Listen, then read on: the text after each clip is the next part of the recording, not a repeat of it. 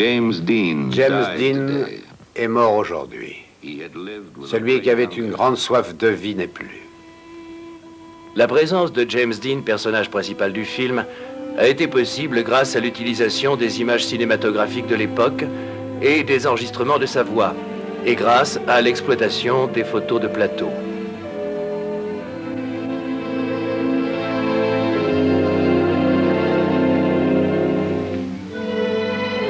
Tous les personnages de ce film sont réels. Chaque personne y joue le rôle qu'elle a tenu dans sa vie.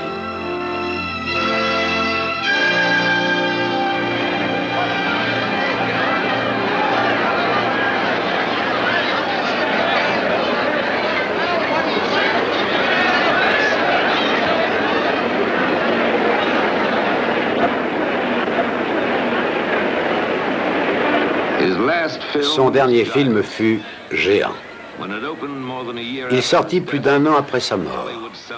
Et Hollywood lui réserva le plus bel accueil de toute la décennie.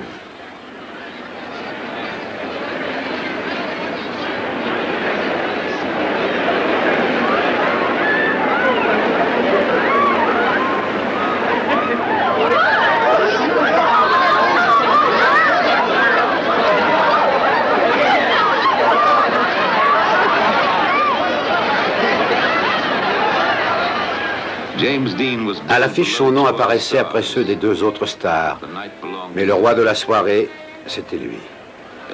Dès la sortie du film, les spectateurs ont tous répondu présent. Ils étaient tous là pour voir leur idole une dernière fois. Chacune de ses apparitions à l'écran était accompagnée d'ovations de la part du public. Après tout, c'étaient ses admirateurs et ses admiratrices qui avaient créé James Dean. Ils refusaient sa disparition. Alors, pour ne jamais l'oublier, ils ont fait de son nom une légende.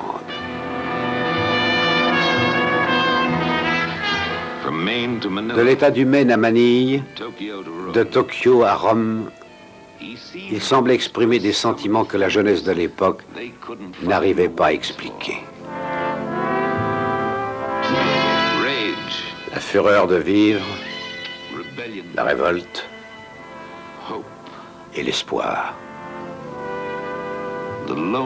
Cette jeunesse prenait soudain conscience de ce que grandir voulait dire. Ça signifiait souffrir. Les jeunes s'habillaient comme lui, marchaient comme il le faisait et jouaient les rôles qu'il avait vu interpréter. Et surtout cherchaient les réponses qu'ils pensaient que leur idole cherchait. Certains d'entre eux avaient trouvé en lui le sentiment d'appartenir enfin à quelque chose. Toute cette jeunesse pleurait la mort de James Dean. Et comme il était mort jeune et qu'aucune femme n'avait été l'élu de son cœur, chaque jeune fille avait l'impression qu'elle aurait pu être l'élu. Les garçons prenaient sa mort violente comme un argument contre leurs parents. Si vous ne faites pas le moindre effort pour me comprendre, je pourrais très bien finir comme lui. C'était un héros, né de leur solitude. Une légende qui était le fruit de leur impatience, leur énergie, leur désespoir. Quel est le lien entre le héros et James Dean? Entre la légende et sa vie? À tous ceux qui ont fait de lui un héros et qui ont créé sa légende, nous dédions ce film en témoignage d'affection, comme une lueur d'espoir. Et s'il y a une réponse à la légende, alors c'est à tous ceux-là qu'elle appartient. Pour distinguer ce héros de la légende, il faut remonter dans le temps à Fairmont, dans l'Indiana, la terre de son enfance.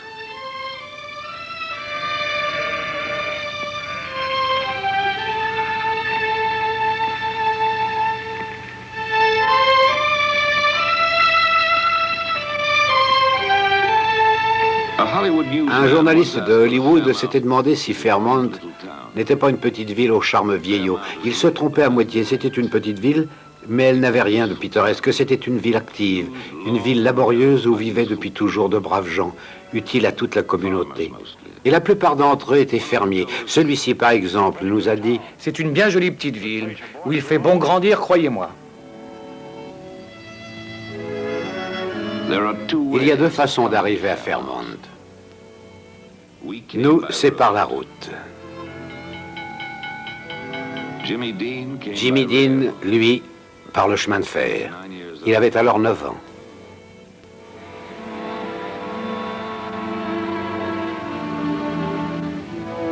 Et le corps de sa mère se trouvait dans le même train. C'était seul qu'il rentrait chez les siens.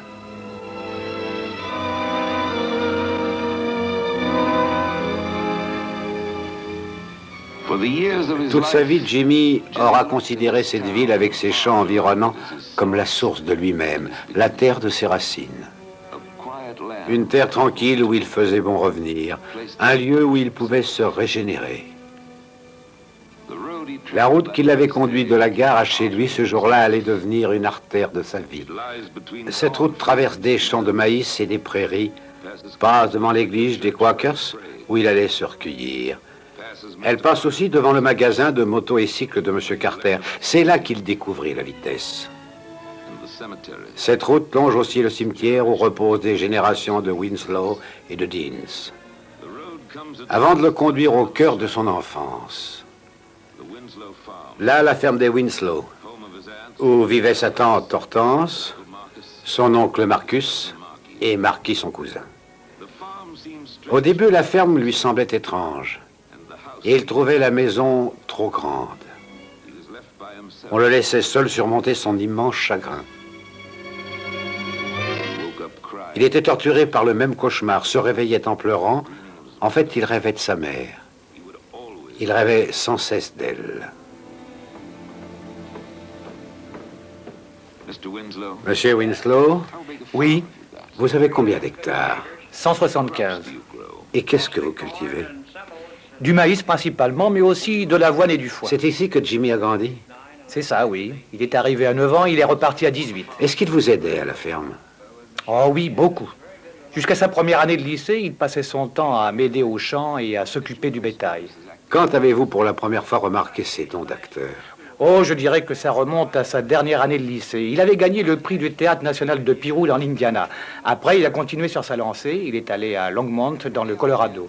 Et comment expliquez-vous son talent? D'où le tenait-il? Eh bien, vous savez, c'est comme si vous me demandiez pourquoi une truie peut avoir 7 cochons alors qu'une autre en aura 15. Pourquoi la nature est ainsi faite? Et parlez-nous de votre maison. Elle est vieille, n'est-ce pas? Elle date de 1904 et il y a 15 pièces en tout. Venez avec moi, je vais vous présenter ma femme. Voici ma femme, Madame Winslow. Madame Winslow, pourriez-vous nous dire pourquoi Jimmy est venu vivre avec vous? Eh bien, sa mère venait de mourir et nous avions eu toujours beaucoup d'affection pour Jimmy. Alors, quand on a su que sa mère souffrait d'un cancer, nous avons demandé à son père qu'il nous envoie le petit. Par la suite, on a trop souvent lu dans la presse que son père s'était plus ou moins débarrassé de lui. Mais tout ça n'était qu'un tissu de mensonges. C'est nous qui voulions qu'il vienne. Ça nous faisait plaisir de l'accueillir chez nous. Et je dirais qu'il était content d'être avec nous en famille. L'ancienne génération de la famille du petit Jimmy vit à l'autre bout de la ville. Grand-père et grand-mère Dean. Ah, regarde ce qui est arrivé aujourd'hui par la poste. Oh, comme c'est magnifique. D'où cela vient-il? Du Japon, monsieur. Tenez, regardez ce qui est arrivé hier. Nous recevons des centaines et des centaines de lettres du Japon. Pourriez-vous nous montrer des photos de Jimmy bébé, Madame Dean? Voici une photo de Jimmy, il avait 2 mois.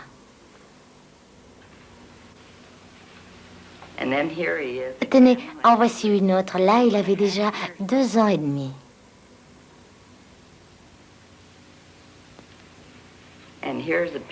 Sur celle-ci, on le voit sur un poney. Là, il avait 6 ans. Et c'était à l'époque où il vivait en Californie avec ses parents. Et là, c'est une photo de lui quand il jouait dans l'équipe de basketball de son lycée. Et ouais. Là, ça correspond à sa 3e année.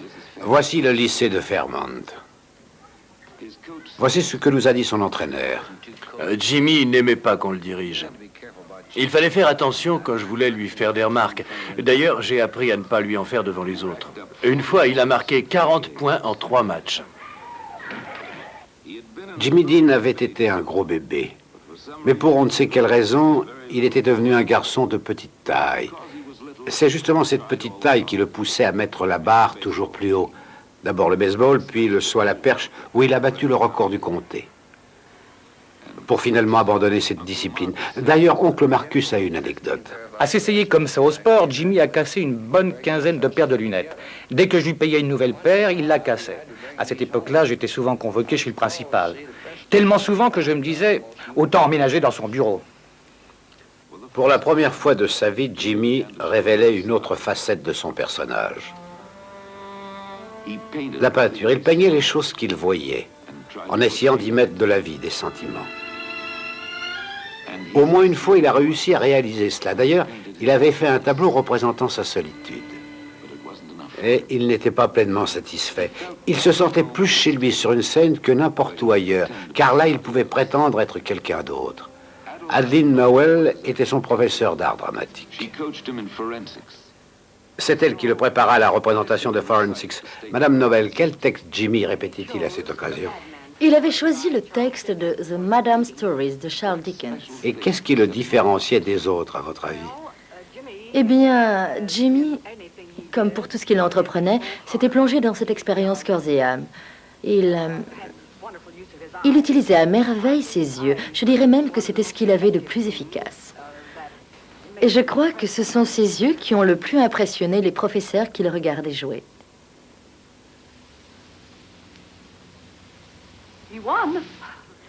D'ailleurs, il a remporté le prix ce jour-là. Ceci est une orchidée que Jimmy avait peinte pour moi. Le jour qui a suivi la première représentation de la troupe de théâtre du lycée, les élèves qui jouaient dans la pièce m'ont offert une belle orchidée. Et je dois dire que c'était la première orchidée que je recevais en cadeau. Jimmy, qui avait participé à la représentation, est venu me voir et m'a fait une bise. Le jour suivant, il est venu dans ma classe pour me demander l'orchidée. Je ne savais pas ce qu'il voulait en faire. Il l'a emmenée dans la salle de dessin et l'a peinte pour moi. Alors, j'ai décidé de garder précieusement ce souvenir. En me l'offrant, il m'a dit, comme ça, vous pourrez la garder pour toujours. Et je suis fière de l'avoir. Monsieur Carter, qui tient toujours le magasin de moto et cycle, nous a dit que Jimmy était vraiment fou de vitesse. Tout le monde l'appelait Dean Vitesse Grand V. Ça l'enivrait, ça le libérait. Monsieur Carter, pourriez-vous nous montrer la moto de Jimmy? Bien sûr, tenez, c'est celle-ci. Elle est la toute première moto qu'il a eue. Elle est de 1947. C'est un modèle de fabrication tchécoslovaque. Elle a un moteur d'une puissance d'1,5 cheval et elle peut atteindre la vitesse de 85 km/h. Quel âge avait-il quand il l'a eue? 15 ans. Il allait où avec cette moto?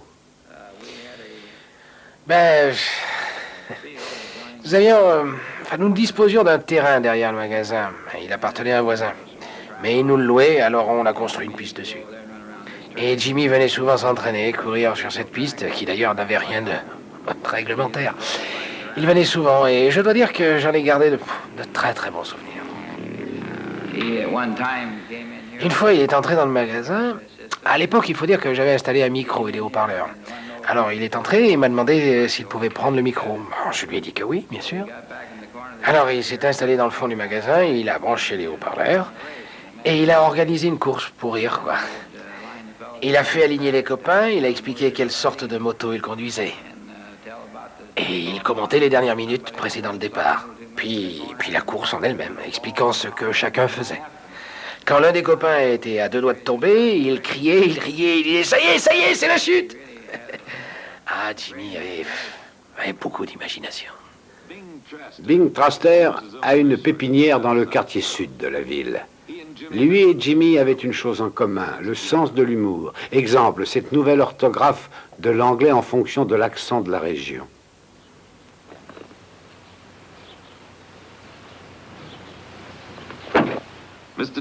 Monsieur Traster, avez-vous bien connu la famille Dean? Ah oui, très bien. J'ai connu 4 générations. Vous connaissiez Jimmy? Ah oui, il était avec toute une bande de copains et je les connaissais tous. Quelle impression vous donnait-il? À mon avis, Jimmy avait quelque chose dans la tête que les autres garçons de son âge n'avaient pas. La vieille ferme Dean est à environ 2 ou 3 kilomètres au sud. C'est là que son père est né et c'est là aussi que son grand-père avait passé toute sa jeunesse. Je ne sais pas s'il était né là-bas, mais son père à lui, enfin c'est-à-dire l'arrière-grand-père de Jimmy, vivait dans cette ferme. Cette vieille ferme avait beaucoup d'importance pour Jimmy. À chaque fois que ça n'allait pas, qu'il n'avait pas le moral, il enfourchait sa moto et fonçait à la ferme pour méditer. Ça lui faisait du bien de se retrouver là où ses ancêtres avaient toujours vécu. En fait, il avait des valeurs spirituelles que ses copains ne semblaient pas avoir. Mais qu'est-ce qu'il y a là-bas maintenant? Oh, de vieux arbres, quelques arbres fruitiers, beaucoup d'herbes, mais la ferme a changé de propriétaire depuis. C'est plus pareil. Parlez-nous de Cole Dean. Tout ce dont je me souviens, c'est qu'il était plus ou moins commissaire-priseur. C'était aussi un fermier. Un jour, il est allé à côté de Vanco, c'est au nord du comté de Wabash, pour assister à une vente aux enchères. Et le commissaire-priseur n'était pas là, alors on a demandé un volontaire et Cole s'est proposé. Il a été superbe, il s'en est tellement bien sorti que c'est depuis ce jour qu'il est devenu commissaire-priseur. C'était le grand-père de Jimmy.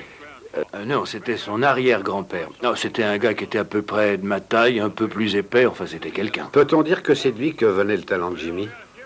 Oh, vous savez, il devait peut-être son talent à la famille Dean, ils étaient tous très artistes.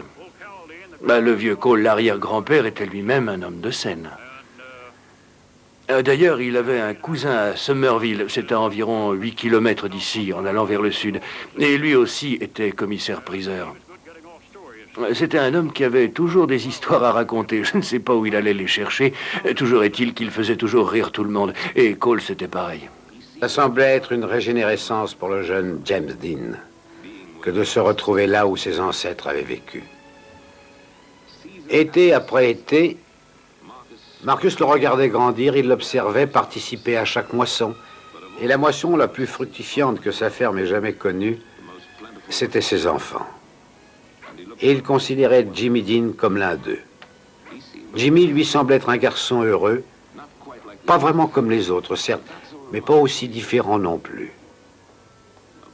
C'était un garçon qui aimait son jardin et qui aimait le faire fructifier. Un garçon qui aimait jouer avec son petit cousin Marquis, et qu'il considérait d'ailleurs plus comme son frère.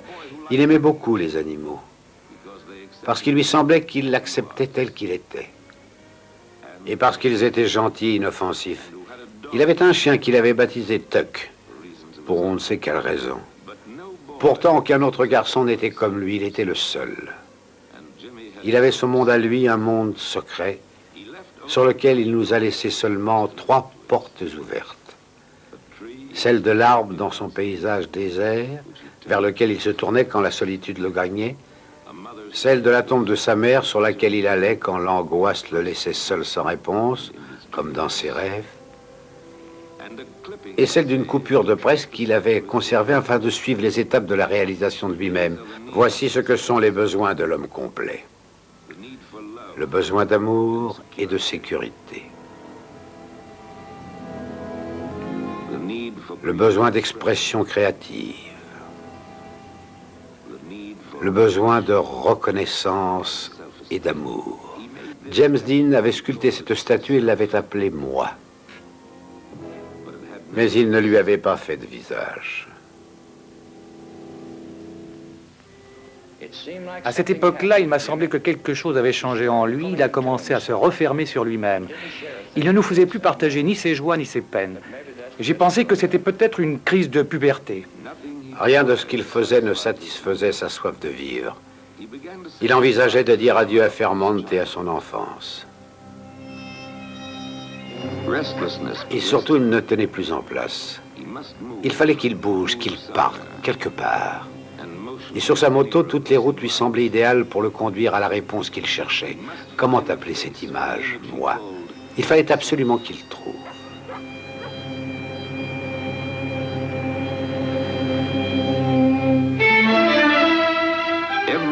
À Los Angeles, il y avait bien plus d'habitants dans un seul immeuble que dans toute la ville de Fairmont et ses fermes environnantes. Et personne à Los Angeles n'avait jamais entendu parler de lui. Ce n'était qu'un individu parmi tant d'autres. En arrivant sur les hauteurs de la ville, il s'est penché au-dessus d'elle et s'est défini une stratégie tout comme il le faisait à Fairmont en hiver, imaginant ce que la terre allait donner l'été. Il se disait que s'il se comportait comme n'importe qui, il appartiendrait peut-être à un endroit. Et il ferait peut-être quelque chose de lui. Et puis il est descendu vers la ville. Il s'est d'abord inscrit à l'université d'UCLA. Au début, c'était un étudiant modèle. Il était tellement fier de lui qu'il a tout de suite écrit à ses grands-parents. Voici la lettre que mon petit Jimmy m'a envoyée peu après s'être inscrit à l'université d'UCLA en Californie. Dans sa lettre, il disait qu'il était très occupé, qu'il avait beaucoup de travail et qu'il allait avoir à travailler pour exploser l'année suivante. Contrairement à l'habitude, il avait de bonnes notes. 4 B, un seul C et surtout un A. Il faisait beaucoup de théâtre à l'université. Il a d'ailleurs joué un rôle dans la pièce que les étudiants avaient montée. Dans sa lettre, il écrivait à sa grand-mère qu'il découvrait quelque chose, qu'il prenait conscience qu'un comédien se devait d'être un intellectuel et qu'il fallait du temps pour le devenir. Sa volonté de se conformer à certaines théories le pousse à faire plus de démarches en ce sens. Il s'est appliqué à cela royalement. C'est pourquoi il adhère à Sigma Nu.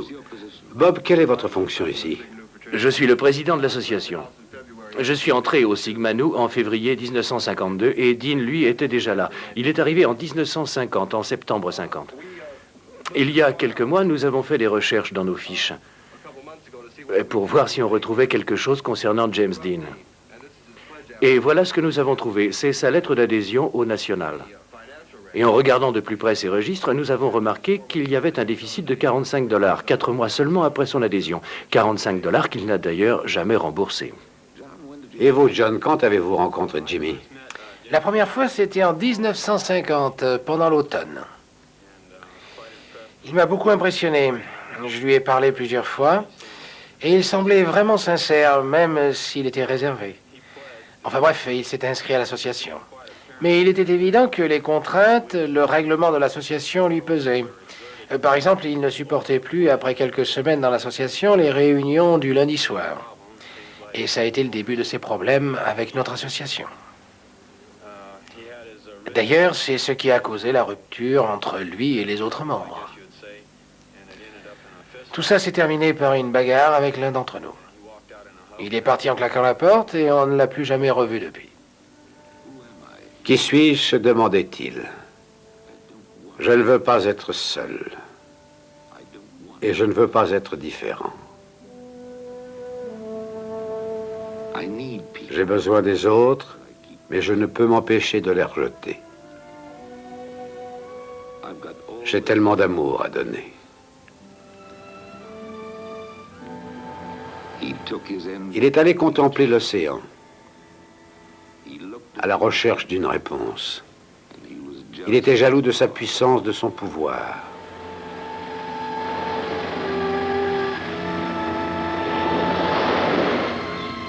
Il aurait voulu être une de ces mouettes qui virevoltaient dans le ciel. Il enviait leur liberté et leur vol solitaire.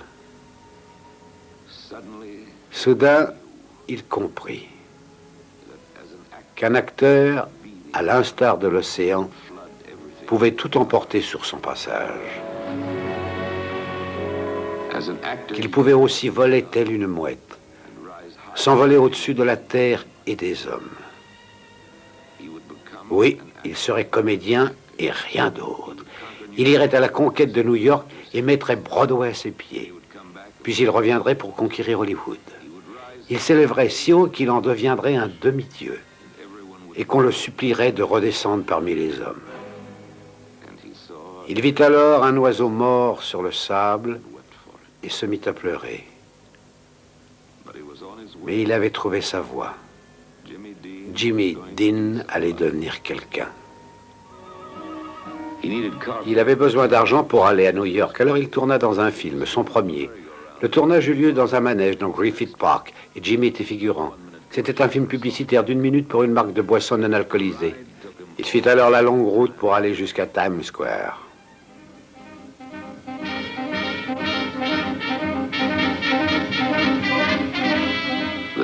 La ville grouillait de ses 9 millions d'habitants. Et il essayait d'absorber tous ces visages. Il les croisait partout, dans le métro, dans les bars, sur les quais, à Greenwich Village, dans les quartiers malfamés, enfin partout. Il essayait de ressentir leurs émotions, l'amour que l'on donne et l'amour que l'on reçoit.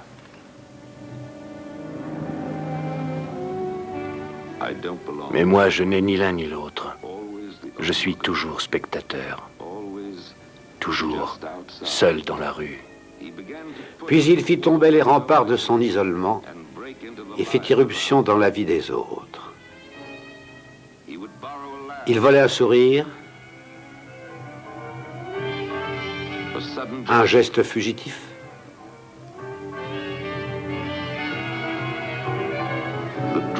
le masque de la souffrance. Il se nourrissait des autres, il les dévorait. Il les dévorait pour se créer un visage d'acteur. Son appétit était insatiable tant qu'il se sentait vide, autant que sa valise. Pour lui, le sommeil était une perte de temps.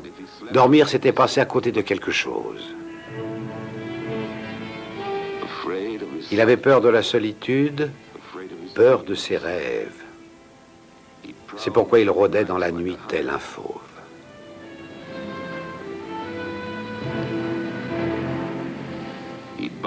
Il feuilletait les pages spectacles dans les kiosques pour s'informer des programmes cinéma de la 42e et il allait voir 3 films dans la nuit. Et il n'en sortait qu'au petit matin.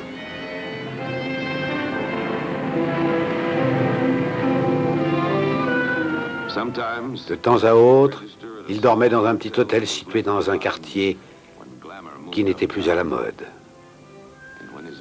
Et quand son argent filait, il filait aussi. Finalement, il trouva un second foyer où il était toujours le bienvenu. C'était le Jerry's Bar. À gauche, c'est Louis, le serveur préféré de James Dean. Et à droite, c'est Jerry, le propriétaire du bar. Jerry, que mangeait-il? C'était toujours des spaghettis. D'ailleurs, il disait qu'à force d'en manger, il allait finir par parler italien. La première fois qu'il en a mangé, il n'arrivait pas à les enrouler et ça le faisait rire. Je lui ai montré comment faire et il avait beau essayer, mais il n'y arrivait pas. Et moins il y arrivait, et plus ça le faisait rire. Après, il se débrouillait aussi bien qu'un bon napolitain. Et vous, Louis, vous vous souvenez de lui? Oui, je m'en souviens très bien. Il venait à chaque fois qu'il était à sec, qu'il ne savait pas où aller. C'était à ses débuts. Il me demandait toujours si c'était possible d'avoir une assiette de spaghettis, si le patron n'avait rien contre. Et le patron disait oui, bien sûr. Alors je lui apportais. Mais il ne vous a jamais rien demandé d'autre? Si, il m'a plusieurs fois demandé de lui prêter de l'argent. Mais il me remboursait toujours, dès qu'il décrochait quelque chose. Bon gars. Et il m'avait dit que si ça marchait pour lui, il ne m'oublierait pas. Mais je crois que vous avez une petite anecdote à nous raconter. Vous voulez parler de la fois où il est arrivé avec une bouteille de champagne? Eh bien, un soir, il est entré avec 3 de ses copains. Il avait une bouteille de champagne enveloppée dans du papier. Et alors, il m'a dit, donne des verres et débouche la bouteille. Alors moi, je lui ai dit que je ne pouvais pas, que c'était contre le règlement de la maison et que je risquais de perdre mon boulot si je le faisais. Je lui ai dit, tu sais bien que tu peux pas amener du champagne de l'extérieur. Commande-en une ici. Et ramène celle-là chez toi. Tu peux en consommer, mais seulement de la maison. Il en a eu tellement marre qu'il a débouché la bouteille et s'est précipité à la glacière. Il a versé toute la bouteille dedans. Et après, il m'a dit, apporte-moi une bouteille. Je lui ai dit, qu'est-ce que tu veux, un quart ou une demi-bouteille? Il m'a répondu, apporte-nous 2 bouteilles. Et alors, ils se sont partagés les 2 bouteilles à 4. Est-ce qu'il venait avec ses bongos? Avec ses bongos, eh bien, il a dû venir 1 ou 2 fois avec. Il les avait en bandoulière. Avec ça, et dans sa salopette, il avait l'air de rien. D'ailleurs, il y avait pas mal de gens dans le bar qui me demandaient, qui c'est ce gars-là? Alors moi, je leur répondais, c'est un bon garçon et un jour, ce sera un grand acteur. On me prenait pour un fou et je disais, c'est James Dean. Personne ne voulait me croire. Enfin bref, il venait de temps en temps avec son bongo et il se mettait à en jouer. Mais ça faisait tellement de bruit que ça gênait tout le monde plutôt qu'autre chose. Alors j'allais le voir et je lui demandais d'arrêter. Ah, ça lui plaisait pas que je lui dise ça. Ah, c'était un garçon... on avait du mal à le comprendre. James Dean disait que derrière les briques et le béton se cachait une ville merveilleuse et généreuse. Une ville pleine de gens remarquables, tous plus fascinants les uns que les autres. Des gens avec qui il voulait travailler. Des gens qu'il voulait connaître. Des gens dont le nom brillait en haut des affiches. Comme il espérait qu'un jour le sien brillerait, il souhaitait que tous ces gens le respecteraient à leur tour.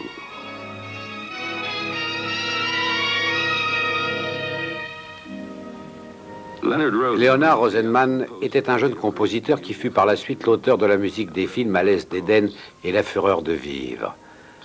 En raison de leur petit budget, ils partagèrent un appartement. C'était un 5e étage, avec des hublots comme dans un bateau. Jimmy appelait ça un panier à trous avec des murs. Il suffisait à James Dean de se coller le visage contre une fenêtre et d'ouvrir grand ses yeux pour avoir une superbe vue sur Central Park. Ça n'avait rien à voir avec l'Indiana, mais c'était plein d'arbres au pied desquels il aimait s'asseoir. À cette époque, il s'imaginait qu'il était un grand penseur. Un acteur doit tout savoir, tout connaître sur tout ce qui nous entoure, disait-il. Mais dans sa course effrénée vers l'inconnu, il s'arrêta brusquement.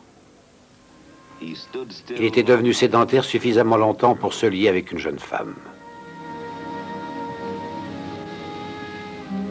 Arlene Sachs. Je le connaissais, oui. Une fois, je lui ai dit que je l'aimais, mais il a fait semblant de ne pas avoir entendu. Et puis, il m'a dit, tu ne peux pas m'aimer, et je crois que personne n'en est capable. Nous aimions écouter de la musique classique tous les deux, les concerts de Bartók, du Mozart.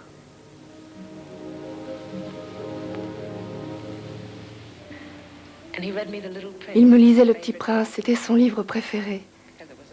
Parce qu'il se retrouvait dedans. C'était l'histoire d'un petit garçon qui venait d'une autre planète et qui avait planté une rose. Ce petit garçon aimait contempler les étoiles parce que, au fond de lui-même, il espérait que sur l'une d'elles, il y avait une rose qui attendait son retour. Et puis, le petit garçon est mort. Un jour, il jouait de la flûte à bec et il a fait une fausse note. Alors il a éclaté en sanglots. Je ne l'ai pas supporté et j'ai pleuré moi aussi. Quand il était dans cet état, souvent, il pensait brusquement à quelque chose auquel personne n'avait jamais pensé avant. Ça me faisait rire. Et puis son esprit s'en allait ailleurs, je le trouvais absent. Alors je lui demandais à quoi il pensait. Il disait « Je pense à ma mère ». Je pensais qu'elle lui manquait. Mais il changeait de conversation et me disait « Viens, on va manger un sandwich ». J'avais l'impression que ce que je devais faire, c'était d'ouvrir la fenêtre et lui dire « Envole-toi, bel oiseau ». Il parcourait la ville à la recherche d'un travail. Il écrivait souvent à sa famille dans l'Indiana. Dans ses lettres à sa tante Hortense, il commençait toujours par « Ma chère maman ». Il écrivait qu'il se sentait honteux de toujours avoir besoin de quelque chose d'eux, mais que si elle comptait lui envoyer un cadeau pour Noël, il préférerait que ce soit de l'argent. Dans toutes ses lettres, à sa tante, à sa grand-mère, il disait qu'il n'oublierait jamais ce qu'ils avaient fait pour lui, et qu'un jour, il leur rendrait grâce au succès qu'il espérait qu'il n'aurait pas longtemps à attendre. Enfin, ce jour-là est arrivé. Un soir, c'était un dimanche soir, si je me souviens bien. Je suis arrivé au bar. D'ailleurs, il pleuvait à verse. James Dean était là, et il avait une salopette et des baskets. Il était trempé jusqu'aux os. Il avait la chemise ouverte. On aurait dit un bûcheron. Il n'était pas rasé, mais avait les cheveux en bataille. Il a commandé un double scotch. Alors Louis l'a servi. Je lui ai dit, ça va, tout se passe bien pour toi? Comme c'était un gentil gars, je lui donnais souvent des conseils, vous comprenez. Mais ce soir-là, il m'a dit, ce soir, il faut absolument que je sois à la hauteur. Alors je dois être détendu. Il m'a dit ça en souriant. Je lui ai demandé, mais qu'est-ce que tu dois faire? Je croyais qu'il allait faire une bêtise. Mais il m'a dit, j'ai quelque chose à faire qui va vous surprendre. Le moment venu, il s'est levé. Et alors il a dit, il faut que j'y aille, j'en aurai pas pour longtemps. Allume la télévision sur telle chaîne. Tu n'as que ça à faire et tu me verras dans G-Man in Action. T'es un type qui supportait bien l'alcool. Ce soir-là, il avait bu, mais ça se voyait pas. Il est revenu au bout de 20 minutes. Et il pouvait pas s'arrêter de rire. Alors il m'a dit, maintenant c'est toi qui vas me payer un double scotch. Dans les milieux du théâtre, James Dean avait la réputation de l'acteur le plus turbulent de New York. Lors des répétitions, ses professeurs ne pouvaient jamais prévoir ce qu'il allait faire tellement il était imprévisible. Ni s'il allait venir aux répétitions. D'ailleurs, écoutons ce que nous dit un de ses camarades. Il jouait le rôle de mon neveu. Et je devais dire en parlant de lui, excusez-le si sa conduite est un peu bizarre. Mais comment pouvais-je dire un peu bizarre alors que l'homme que j'avais en face de moi était complètement fou? James Dean se demandait pourquoi il agissait ainsi, mais il ne trouvait pas la réponse. Il ne voulait pas s'arrêter à la télévision. Il était attiré par un petit bâtiment dans une petite rue. Il y pensait sans cesse, il tournait autour. C'était là que se trouvait l'Actor Studio. C'était là que Lee Strasberg enseignait, de même que Elia Kazan. Il pensait que pour être le meilleur, il lui fallait se former auprès des plus grands. Il fallait qu'il prépare son entrée. Alors il a fait une expérience nouvelle pour lui. Il s'est fait couper les cheveux et a suivi des cours de danse. Il pensait que ça l'aiderait à trouver une certaine légèreté, une certaine grâce.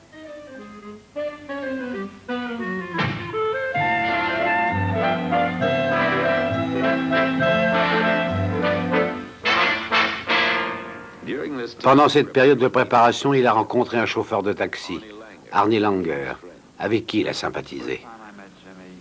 La première fois que j'ai vu Jimmy, il avait un rendez-vous avec une de mes amies. C'est elle qui nous a présentés. À l'époque, je ne savais pas qui c'était.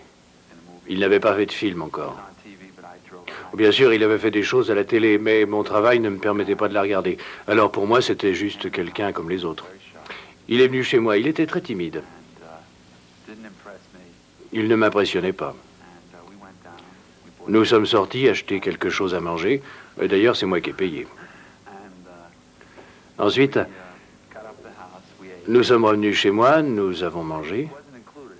Nous étions 4 ce soir-là, mais j'avais l'impression qu'il se tenait à l'écart. Il passait son temps à étudier les gens, à enregistrer leurs mimiques pour les intégrer dans son jeu. Et comme par exemple le lendemain de notre première rencontre, nous avons été voir une audition pour une pièce qui s'appelait Battle Cry. Il a fait croire à quelqu'un qu'il avait été dans l'armée. Parce que, en fait, ce jour-là, il avait décidé qu'il me volerait des gestes, tels que celui-là, frotter mon nez comme ça, et qu'il l'utiliserait. D'ailleurs, il utilisait aussi remarquablement les objets, et il avait une façon de détourner l'attention des autres. Si par exemple quelqu'un disait une réplique, il faisait ça. Et tout le monde se mettait à le regarder faire. Et tout ça faisait partie de sa sensibilité. Il se sentait enfin prêt pour une audition à l'Actor Studio. Alors il s'est adressé à une jeune comédienne qui s'appelait Chris White. Elle aussi préparait l'Actor Studio et il pensait qu'elle pourrait l'aider. Elle raconte. J'avais écrit la scène pour notre audition, mais Jimmy la remania très vite. Nous avons répété pendant 2 mois, mais il ne jouait jamais la scène de la même façon, même le jour de l'audition. Mais son improvisation était tellement surprenante ce jour-là que nous sommes restés sur scène 3 minutes de plus que les autres. Tout de suite après, il écrivit chez lui. Sa lettre était pleine d'enthousiasme sur ses répétitions. Il était fier d'annoncer qu'il était devenu membre de l'Actor Studio. C'était pour lui un grand honneur que de fréquenter une grande école où des noms prestigieux l'avaient précédé. Marlon Brando, Monty Clift ou encore Joan Harlick. Et lui, James Dean, était le plus jeune élève jamais inscrit. Il en était fier. Lee Strasberg disait de lui que c'était un acteur d'instinct, mais ô combien timide, susceptible dès que quelqu'un cherchait à le découvrir. Et le jour où Lee Strasberg critiqua la scène qu'il avait jouée, il s'enfuit de l'Actor Studio et n'y remit jamais les pieds.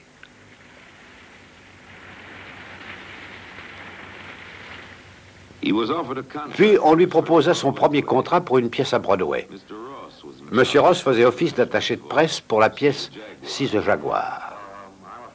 Je regrette de dire que pour son premier bain public au théâtre, James Dean n'a pas spécialement fait une bonne prestation. La première eut lieu un jeudi soir, si mes souvenirs sont bons, et la dernière eut lieu le samedi de la même semaine. Les critiques n'ont pas aimé. Puis il apparut dans L'Immoraliste, la pièce d'André Gide, mise en scène par Ruth et Auguste Goetz. James Dean figura au milieu d'une excellente distribution. Geraldine Page, Louis Jourdan et David G. Stewart. Il tenait le rôle d'un jeune arabe et il devait danser avec beaucoup de sensualité. Son personnage avait toujours vécu dans le désert et faisait irruption dans la vie d'un couple, s'interposant entre le mari et la femme. Et finalement les détruisait. Après la première, les critiques voyaient en lui un comédien brillant et une future grande star. Ça lui rappela l'océan dont il avait été jaloux et les mouettes dans le ciel. Il sut alors qu'il avait enfin trouvé son pouvoir. Le monde du théâtre lui avait ouvert ses bras. Mais 2 semaines après la première, il quittait la pièce à la suite d'une empoignade avec le producteur. À Broadway, il avait la réputation d'être un rebelle. Il s'était privé lui-même de tout ce dont il rêvait le plus au monde. Il s'était privé du plaisir que son succès pouvait lui procurer.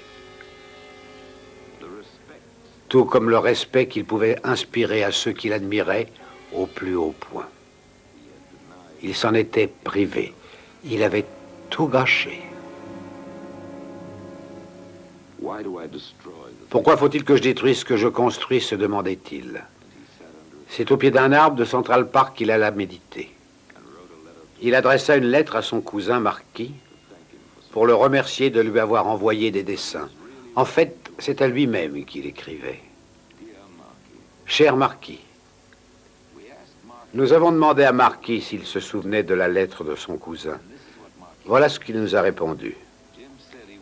Jimmy m'avait dit qu'il tenait à me remercier pour mes dessins, mais il voulait surtout me conseiller. Il disait, c'est facile de dessiner des soldats et des gens qui s'entretuent, ou des barreaux de prison, mais que je n'aurais pas dû les dessiner parce qu'elles ne le méritaient pas. Il disait aussi que je vivais sur une terre que Dieu avait bénie, une terre avec des arbres, des rivières, la mer, et des animaux comme ceux que j'avais autour de moi, et des maisons avec des portes qu'on peut ouvrir quand on le désire. Il disait, voilà ce qu'il faut dessiner. Et tout ce que tu as à faire, c'est de regarder autour de toi. Et Marquis nous raconta comment James Dean avait fini sa lettre. Toutes ces choses sont plus dures à dessiner parce qu'elles sont plus dures à savoir. Avec toute mon affection, Jim.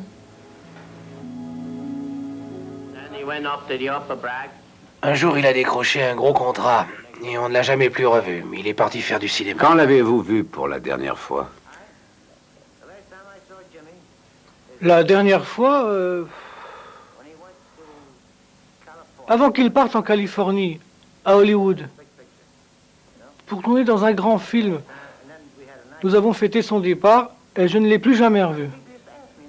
Tout le monde dans le bar me demandait « Mais qui c'est ce gars-là » Et moi je répondais « C'est James Dean. C'était quelqu'un. Je ne sais pas, on avait du mal à le comprendre. » Il s'envolait pour rejoindre l'équipe d'Elia Kazan. Kazan avait choisi James Dean pour jouer dans À l'Est d'Éden parce que pour lui, il correspondait au personnage. Il était à la fois rebelle et un grand solitaire. Et il était méfiant. Rares étaient les personnes à qui il ouvrait les portes de son monde intérieur. Envole-toi, bel oiseau, envole-toi. Envole-toi, bel oiseau.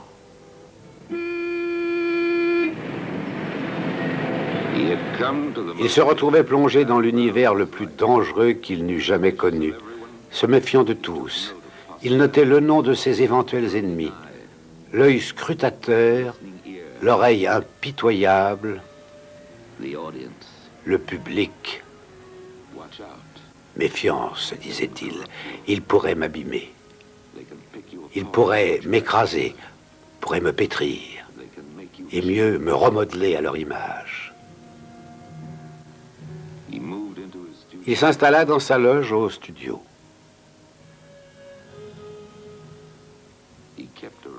Il y cachait un revolver, ça le sécurisait. Mais l'arme fut découverte et confisquée.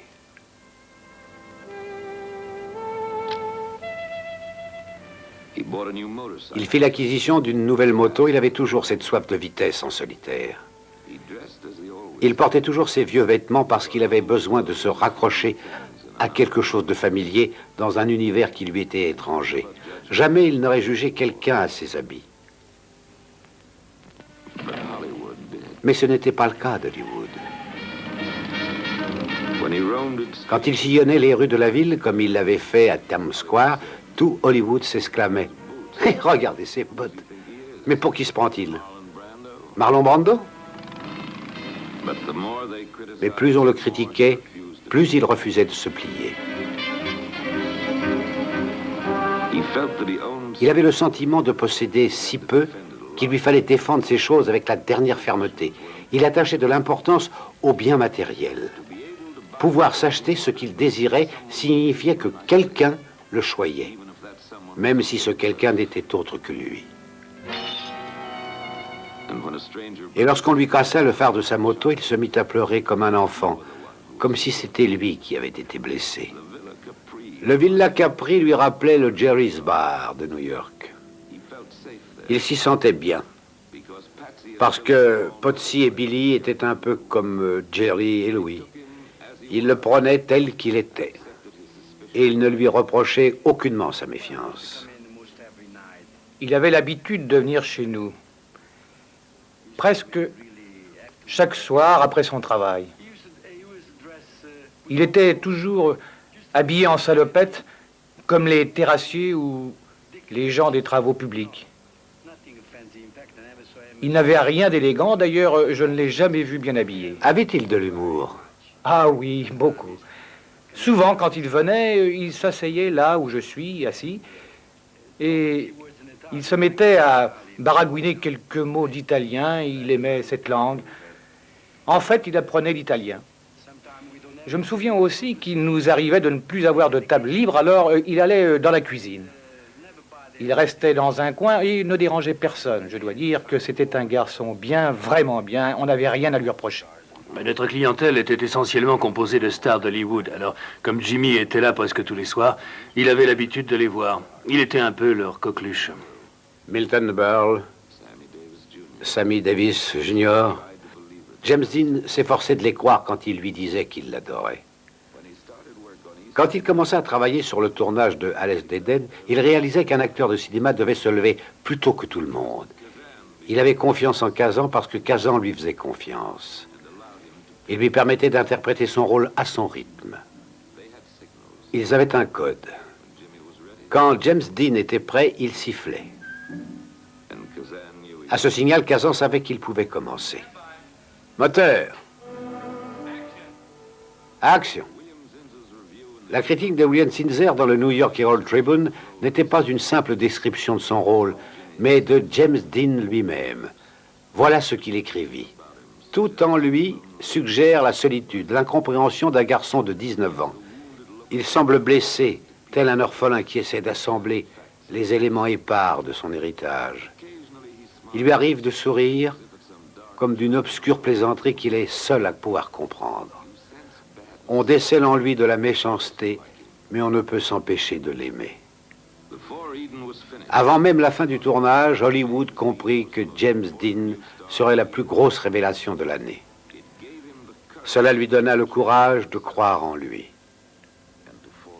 et de tomber amoureux pour la première fois. Elle combla ses espérances et entra dans sa vie, réveillant en lui un sentiment de compassion et une tendresse pleine d'espoir, à demi oubliée. Elle tempéra sa violence et il sentit un calme en lui. Et pour la première fois de sa vie, il s'autorisa à croire que la vie était peut-être possible. Ses nuits n'étaient plus troublées par de vieux cauchemars et il se mit à apprécier l'existence. Et il se mit à la partager. Et cela le rendait heureux. Il rencontra un ami, il déclara « J'ai un ami très proche et je ne me suis jamais senti aussi bien. N'est-ce pas étrange ?» Viens par ici. Lou Braggart vivait dans un vrai foyer avec un vrai père et une vraie mère et de vrais repas. Viens ici, Nick. Bonjour, Lou. Comment s'appelle votre chien? Elle s'appelle Nicolina. C'est un labrador de 3 ans. Et elle avait environ 1 an quand Jimmy venait à la maison. D'ailleurs, il a passé un été entier à lui apprendre à sauter du plongeoir. Elle n'y arrive toujours pas. Lou nous a invités chez lui pour nous montrer quelques affaires ayant appartenu à Jimmy. Et tout est dans cette boîte. Il y a un tas de choses que Jimmy m'avait demandé de lui garder 2 semaines avant son accident. Il s'agit de... Enfin, il y a un peu de courrier d'admirateurs qu'il n'avait pas renvoyé à son fan club. Voilà quelques photos de Jimmy qui préparait sa voiture avant la course automobile de Palm Springs en 1955. Oui, c'était sa première course. C'est une lettre d'un type qui voulait lui vendre un puits de pétrole. Des numéros de téléphone et une facture du Diners Club. Mais voici un petit article écrit après la course de Palm Springs. C'est écrit « La 3e place revient à James Dean, l'acteur de cinéma, qui participait à sa première course dans un speedster Porsche. » Ça, c'est un petit mot de sa blanchisseuse disant que sa chemise était fichue et qu'elle ne pourrait pas la ravoir. Un relevé de banque avec un numéro de téléphone. D'autres numéros. Ça vient du syndicat des acteurs de cinéma disant qu'il n'a pas payé sa cotisation. Encore des numéros de téléphone. Je me demande comment il faisait pour ne pas les perdre et où il avait mis le vôtre. C'était sa façon à lui de classer les choses, en vrac dans une boîte. Et ça vous étonnera peut-être d'apprendre que Jimmy s'intéressait beaucoup aux affaires. Il avait toujours voulu fonder sa propre compagnie. À vrai dire, il voulait devenir metteur en scène parce qu'il avait l'impression qu'il disposerait de plus d'espace pour pouvoir s'exprimer en tant que metteur en scène plutôt qu'en tant qu'acteur. Alors en fait, il apprenait un peu plus comment s'entendre avec des étrangers. Par ailleurs, les choses qu'on écrivait sur lui faisaient beaucoup de peine. Ça l'ennuyait que quelqu'un dise qu'il était près de ses sous et qu'il était irrespectueux parce qu'en fait, il ne l'était pas. Il prenait ses silences pour des signes de je m'en foutisme. Mais il ne voyait pas ou il ne voulait pas voir et qu'il s'agissait d'un garçon timide qui ne savait pas comment faire le premier pas. Et eux, au lieu d'essayer d'aller vers lui, ils se contentaient de le descendre en flammes. C'était à croire qu'il devait toujours perdre ce qu'il chérissait le plus. Il en avait toujours été ainsi, il en sera toujours de même. Ainsi soit-il. Il se remit à errer dans la nuit, à la recherche d'un refuge où décharger sa peine, mais il n'en trouva point. Il s'offrit donc un cheval, lui procura un peu d'avoine et un peu d'affection. L'Oubragar en a hérité. Il galope maintenant dans les prairies de Santa Barbara. Il trouva un peu de réconfort en pilotant la Porsche qu'il s'était achetée en guise de consolation.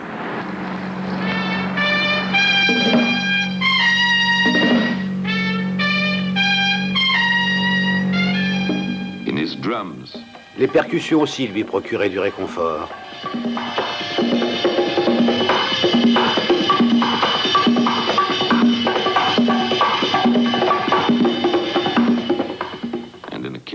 Tout comme cet élève à qui il donnait des cours de temps à autre, Glenn Grammer, un jeune acteur. Que se passait-il quand personne ne faisait attention à lui? Pour des rendez-vous, par exemple. Eh bien, je ne sais pas grand-chose de ces rendez-vous. Je ne connais qu'une ou deux filles avec qui il était sorti. Lily Cardell, une jeune actrice. Vous êtes originaire d'où? Je suis suédoise. Je suis née à Stockholm. Comment était-il avec vous? Eh bien, nous allions de temps à autre au restaurant, comme le Villa Capri, par exemple, qui était notre restaurant préféré. Et lui, il avait l'habitude de quitter la table sans s'excuser pour aller voir un de ses vieux copains et s'installer à sa table et rester discuter de voitures pendant une demi-heure. Il était également très lunatique. Il pouvait rester plongé dans ses pensées et les abandonner brusquement à la minute qui suivait pour se mettre à rire et à danser, à faire le pitre. Seulement, ça ne servait à rien de lui reprocher ce genre de choses, parce que ça n'aurait rien changé. C'était à nous de l'accepter tel qu'il était. C'était sa façon d'être. Nicolas Ray, le metteur en scène de La Fureur de vivre, savait ce que Kazan entendait par rares étaient les personnes à qui James Dean ouvrait les portes de son monde intérieur. Et il sut gagner la confiance de l'acteur à sa façon. Il lui fit rencontrer les rebelles, afin qu'il puisse cerner le personnage de Jim Stark, le rôle qu'il devait interpréter. Le film de Nicolas Ray parlait de la fureur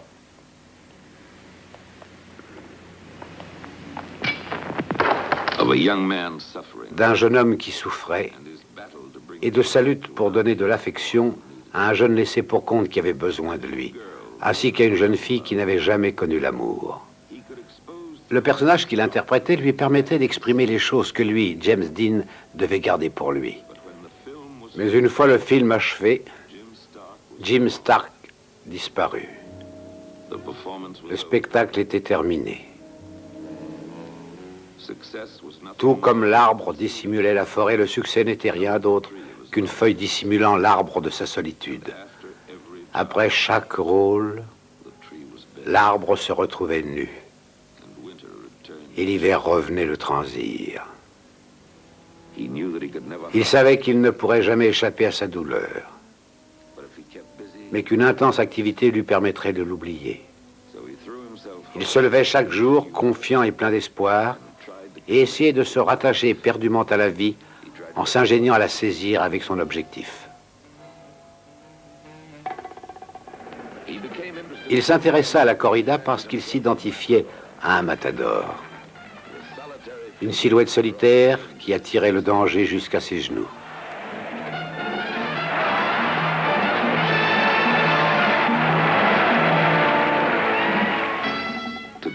Pour atteindre les limites de la vie, il se sentait le besoin de flirter avec la mort.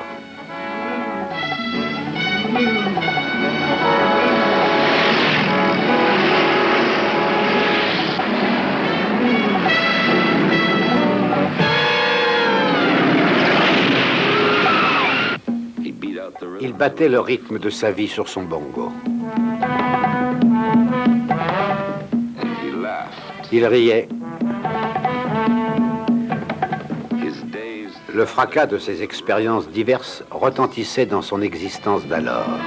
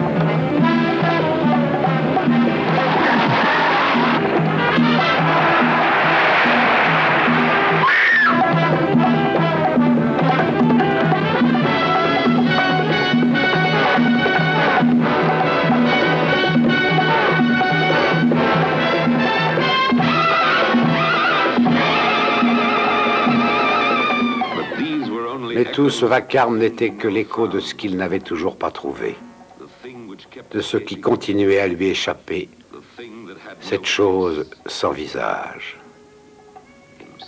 qui n'était autre que lui. La star qu'il était avait besoin de retour aux sources. S'il voulait continuer dans la vie de Hollywood, il lui fallait d'abord se retrouver seul avec lui-même à Fairmont. Il voulait savoir pourquoi son succès ne lui apportait pas le bonheur. Pourquoi il perdait toujours ceux qu'il aimait. Un ami écrivain avait éclairci cette question une semaine auparavant, car ils avaient dîné ensemble. Non, je ne peux pas t'expliquer, mais je crois que je peux faire un croquis de toi si tu le veux bien.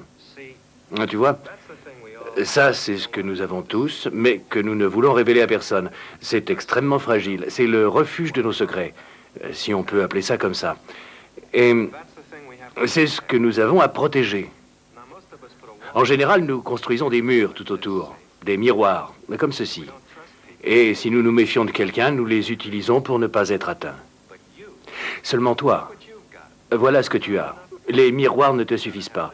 Alors tu as ajouté ça, une seconde enceinte. Elle est parsemée d'épines, d'arêtes ou d'éclairs électriques afin d'éblouir les gens et qu'ils se disent « Mon Dieu, ce qu'il est difficile à cerner, mais observons-le de plus près. » Là, tu rencontres un metteur en scène que tu respectes et là, tu agis comme un fou. Et c'est ce qui l'effraie. Là, tu rencontres un homme d'affaires et tu te dis « J'aimerais en être un moi aussi. » Là, tu rencontres un compositeur et tu dis « Mais bon sang, s'il y a une chose que je veux devenir, c'est bien compositeur. » Alors, tu es un homme d'affaires et un sculpteur, un matador, un compositeur, etc. Mais ça n'est pas toi. Tu ne donnes jamais à personne la possibilité de t'aimer ou de ne pas t'aimer, parce que tu ne leur permets pas d'aller au-delà du premier mur. Tu ne dis jamais « Venez par ici et vous pourrez voir le vrai James Dean. » Qu'est-ce que tu caches au milieu ? Pourquoi tu repousses les gens? Pourquoi tu penses que tu ne mérites rien?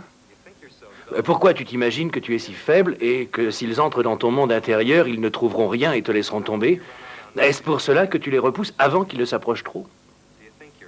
Tu crois que tu n'es que du vide? Est-ce pour ça que tu as aussi peur? En réponse, il dit à cet ami que ce qu'il souhaitait vraiment, c'était de devenir écrivain. Et s'envola pour l'Indiana.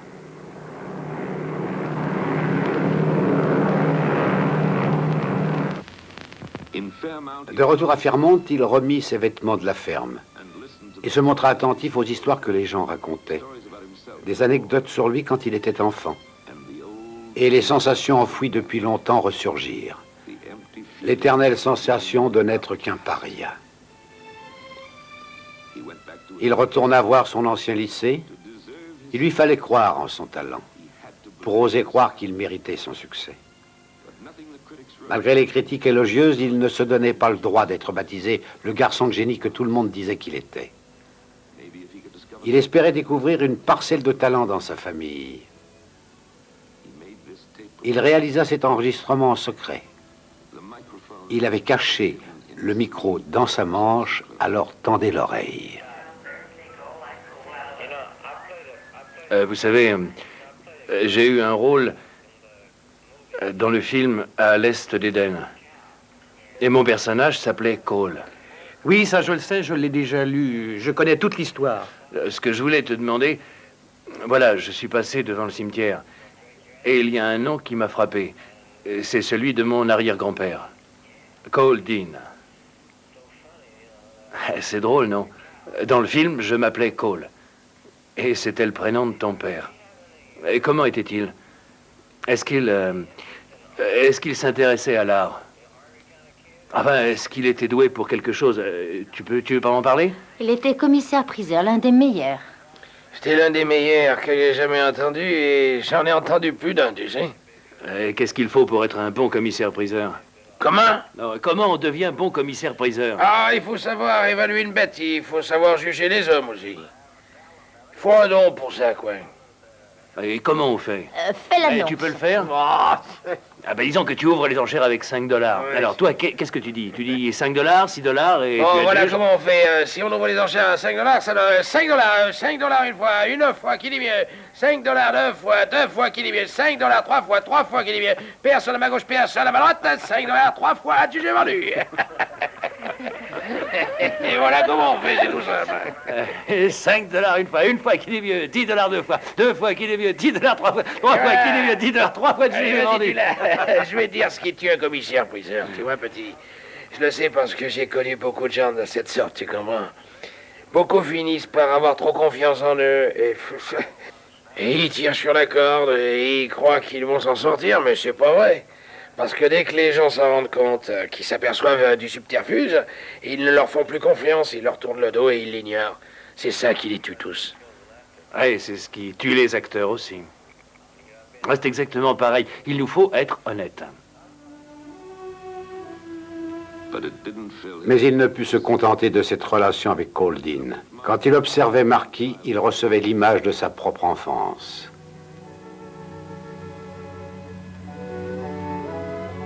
Il lui donnait l'affection qu'il aurait aimé recevoir des autres.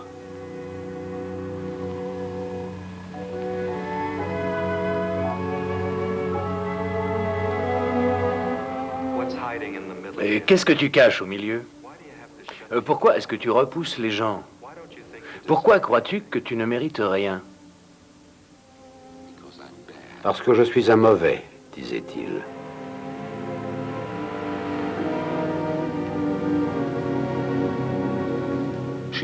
Elle ne serait pas partie, elle ne serait pas morte si j'avais été gentil. Elle m'aurait donné tout son amour et pris soin de moi. Si elle n'avait pu m'aimer, qui le pourrait? Toute ma vie, j'ai fait que le mal. Comment pourrais-je mériter qu'on me fasse du bien? Ces sentiments, toutes ces impressions appartenaient à son enfance. Et l'homme qu'il était devenu savait qu'il n'avait jamais été méchant. Sa mère l'avait aimé. Elle était morte parce qu'il en fut ainsi, mais pas à cause de lui. Dès l'instant où il osa faire face à son passé, il fut capable de le ranger précieusement dans le grenier de sa vie, tout comme ses cauchemars.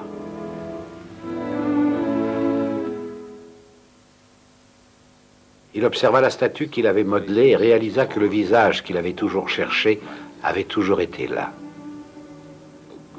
C'était une bonne tête, un gentil visage.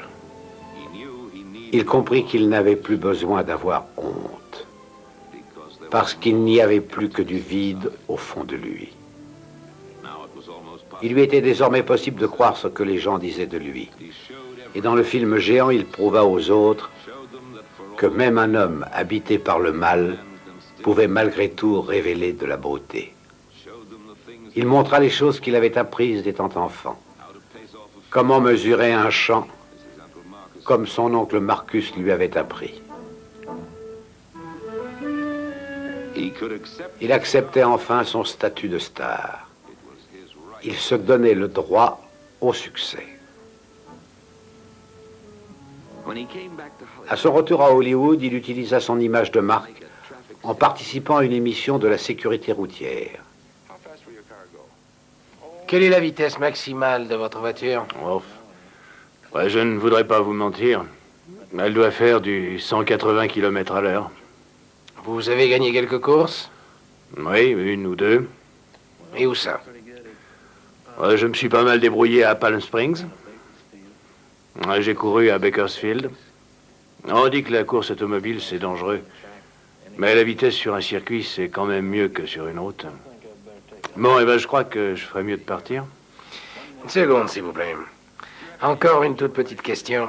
Avez-vous un conseil à donner aux jeunes conducteurs? Du calme, pas de vitesse au volant, c'est ma vie que vous pouvez sauver. Il s'acheta un nouveau bolide. Jimmy était avec quelqu'un, je crois que c'était son mécanicien, ou son copilote. Il s'était assis à la table du fond et il m'a dit qu'il allait à...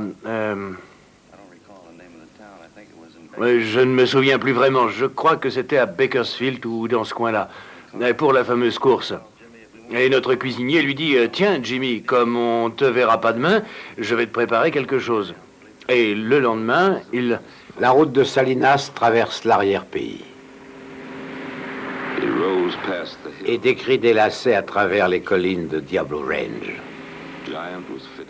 Le tournage de Géant était terminé. James Dean pouvait reprendre le volant. Il partait pour une seconde course dans son bolide flambant neuf.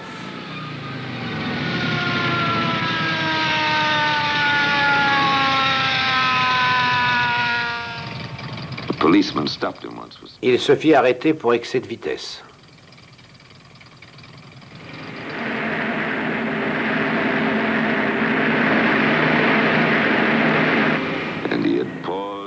Il s'arrêta à prendre un café dans un relais routier.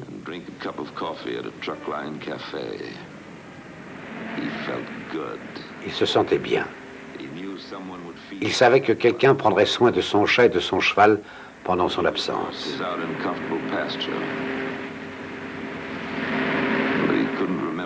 Mais il ne se souvenait plus s'il avait fait son lit ou s'il avait laissé de la vaisselle dans l'évier.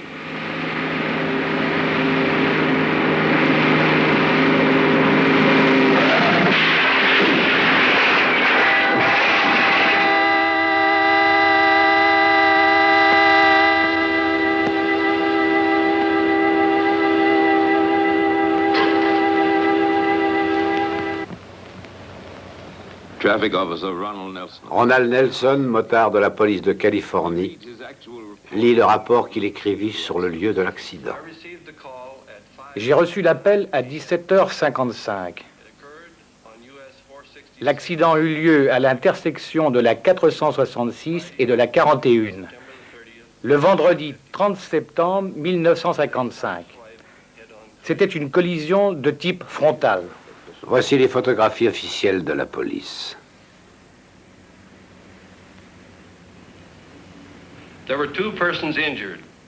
Il y a eu 2 blessés et 1 mort. Le premier blessé était Donald Jane Turnispeed. C'était le conducteur de la voiture 1. Le second blessé était Rolf Wuthering, passager du véhicule de M. Dean. Le mort s'appelait James Baron Dean, mort avant son arrivée à l'hôpital. Il retourna à ses sources, à son lieu d'origine. Une terre paisible, une terre où il aimait se régénérer. Marquis dit: Il est revenu 5 fois chez nous, en comptant la dernière. La ville s'était tue. Le pasteur déclara: Sa brève carrière fut comme une larme dorée, roulant sur les joues obscures de la nuit. Les membres de son équipe de basket portèrent son cercueil. De toutes les moissons que la ferme avait produites, la plus belle, c'était lui. À quoi se résume sa vie? À peine 300 mois. 300 mois à vivre. À 24 arbres de Noël. À des milliers de matins. À son art qu'il nous a légué et imprimé de sa marque.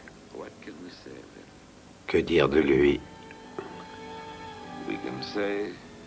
On peut tout dire, qu'il méprisait ce qu'il était, qu'il adorait ce qu'il essayait d'être.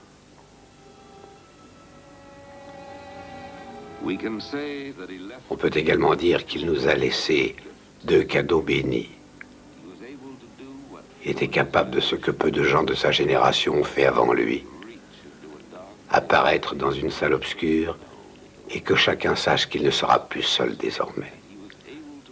Il pouvait révéler cette qualité unique que la plupart d'entre nous dissimulent, ce sens merveilleux de notre inexprimable douceur. La dernière fois qu'il a fait ce cadeau, c'était dans une scène de À l'Est d'Éden. Une scène unique. James Dean se trouve dans l'ombre au début de la scène. He doesn't love me, never has. This is my son. Aaron, that is, thinks I got a great idea here. And this mother's son, Cal, who saved his money when we were kids and bought him a beautiful jackknife. And you got him a lousy, mangy little old dog you picked up somewhere.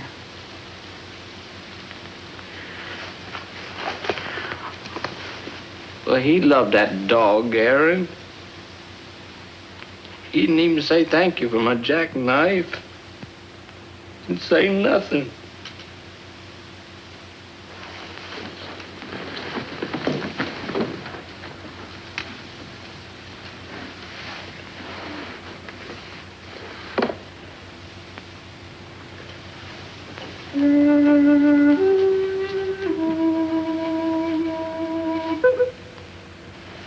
What have you ever done to deserve Dad's love?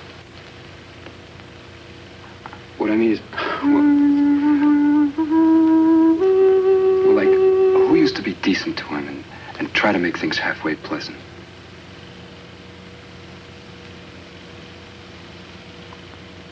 You did?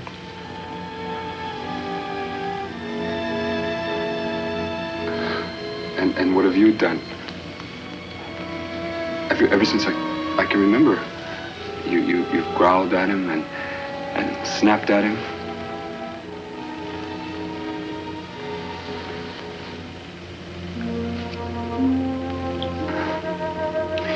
You can't win anybody's love by fighting them every minute, Cal. You gotta fight with them. You gotta show them that you're on their side.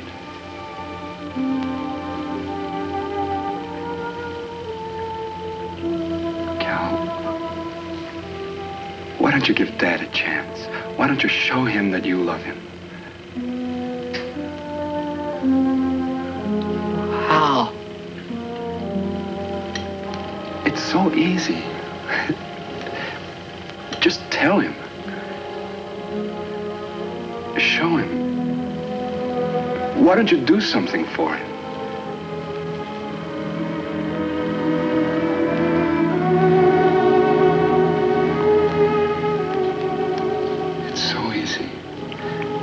See, it's the simplest thing in the world. I know it. I know it is, Aaron.